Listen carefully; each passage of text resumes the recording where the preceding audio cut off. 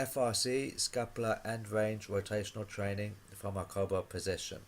A healthy shoulder blade allows for movement in many directions.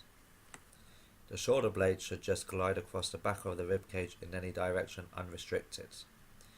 This exercise will focus on improving articulation for protraction, retraction, elevation and depression.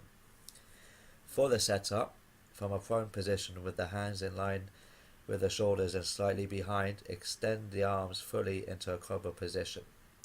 You want to ensure that the hands are under the shoulders, and depending on your flexibility, the hips will either be off or on the ground. Ensure that you contract the hamstrings and glutes slightly to protect the lower back, especially if your hips are off the ground. Take a deep breath in and build tension throughout the rest of the body. While maintaining tension, start the movement by articulating the scapula in different directions, shifting from depression to retraction, then to elevation, followed by protraction in a circular fashion for the prescribed amount of repetitions.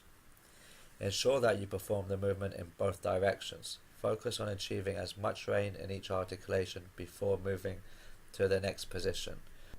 The cue I give for this is to think about sliding the shoulder blade as you transition from the different positions, going through the fullest range possible. We also want to prevent any bending of the elbows throughout the movement.